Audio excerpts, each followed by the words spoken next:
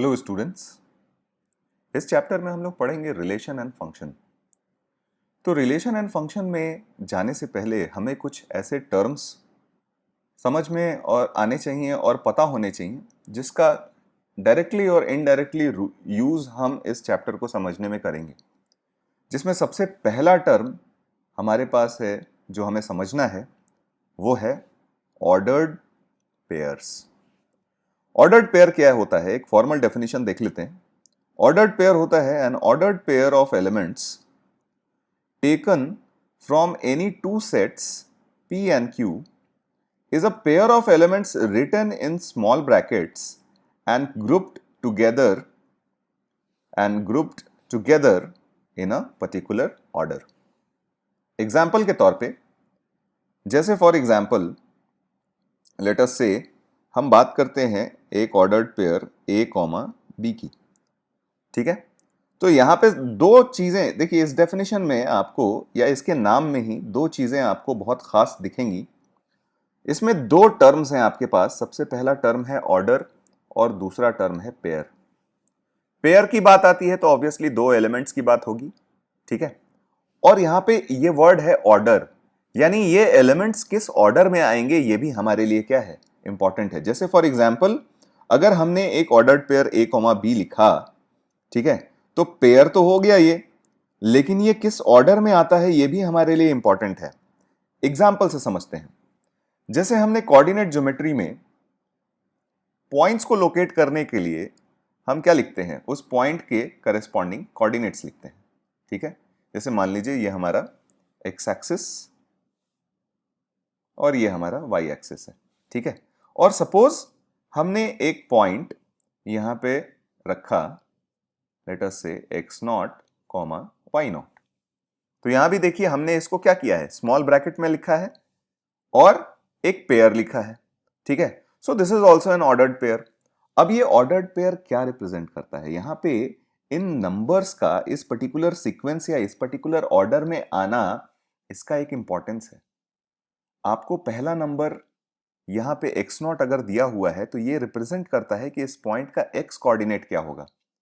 आपको यहां पे दूसरा नंबर y0 लिखा हुआ है तो ये रिप्रेजेंट करता है कि इस पॉइंट का y कोऑर्डिनेट क्या होगा। तो कभी भी आप अगर बोलते हो कि पॉइंट का कोऑर्डिनेट हमारा 1, 2 है, यानी इससे आप ये लिखते के साथ ही आप स्पेसिफाई कर रहे हो कि हमारा x कोऑर्डिनेट इस पॉइंट का 1 है और y कोऑर्डिनेट इस पॉइंट का 2 है। जैसे ही हमने लिखा पॉइंट का कोऑर्डिनेट -3, 7, तो हम यहाँ पे क्लियरली लिखते के साथ ही स्पेसिफाई कर दे रहे हैं कि हमारे पॉइंट का x कोऑर्डिनेट है -3 और हमारे पॉइंट का y कोऑर्डिनेट है 7। ठीक है, तो यानी यहाँ पे इन नंबर्स का इस ऑर्डर में आना ये एक खास इंपॉर्टेंस रखता है। ठीक है, ये एक खास इंपॉर्टेंस रखता है।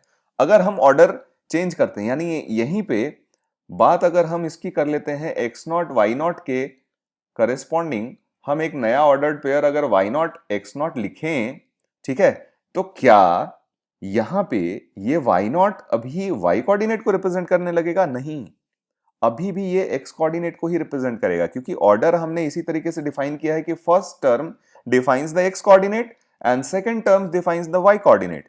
तो here y0 is still the first term, तो ये अभी भी हमारे x कोऑर्डिनेट को ही रिप्रेजेंट करेगा और x0 यहां पे हमारे y कोऑर्डिनेट को ही रिप्रेजेंट करेगा। यानी ऑर्डर्ड पेयर में टर्म्स किस ऑर्डर में आते हैं ये बहुत इंपॉर्टेंट है। ठीक है, अब यहां पे एक बहुत खास बात आती है जो ऑर्डर्ड पेयर के लिए काफी इंपॉर्टेंट है, और वो बात ये है कि कभी भी दो ऑर्डर्ड पेयर, अगर हम बात करते हैं दो ऑर्डर्ड पेयर को कंपेयर करने की, कभी भी अगर हम दो ऑर्डर्ड पेयर्स को कंपेयर करने की बात करते हैं, लेट अस से हमारे पास एक ऑर्डर्ड पेयर है A, B और दूसरा ऑर्डर्ड पेयर है C, D। ठीक है, और अगर हम बोलें कि ये दोनों ऑर्डर्ड पेयर हमारे इक्वल है, ठीक है, दोनों ऑर्डर्ड पेयर हमारे इक्वल है, तो एक दो ऑर्डर्ड पेयर इक्वल तभी हो सकते हैं, दिस इज इक्वल इफ दोनों ऑर्डर्ड पेयर के पहले एलिमेंट बराबर हो जाए, यानी A is equal to C हो जाए, एंड दूसरा एलिमेंट भी आपका करेस्पॉन्डिंग क्या होना चाहिए, इक्वल होना चाहिए। यानी N ordered pair can be considered equal if can be considered equal if corresponding first element and second elements are equal. ठीक है, तो हम लोग ऐसा कह सकते हैं कि two ordered pairs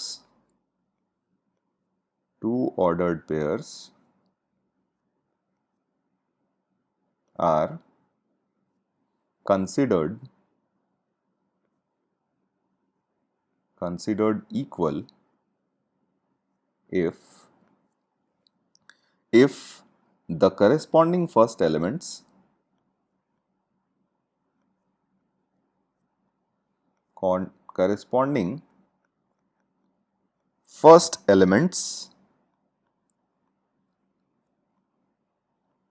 are equal and the second elements are also equal.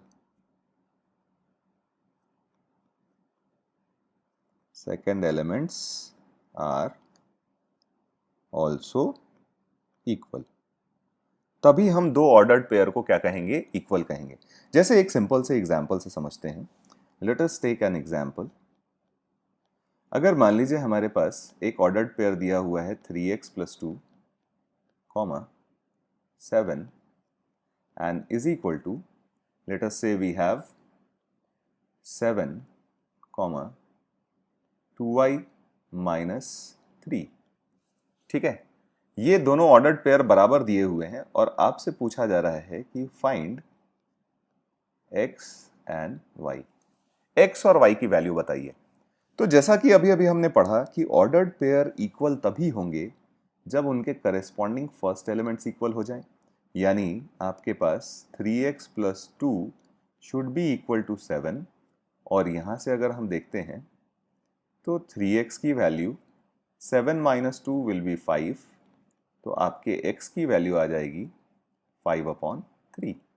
ठीक है, उसी तरीके से आपके पास 7 की वैल्यू इक्वल होनी चाहिए 2y - 3 के. यानी यहां से अगर हम देखें तो 2y की वैल्यू हो जाएगी 10 और यहां से हम अगर y की वैल्यू निकालें तो दिस विल बी 5. ठीक है, तो दो ऑर्डर्ड पेयर इक्वल तभी होते हैं जब उनके करेस्पॉन्डिंग फर्स्ट एलिमेंट्स और उनके करेस्पॉन्डिंग सेकंड एलिमेंट्स दोनों क्या हों, इक्वल.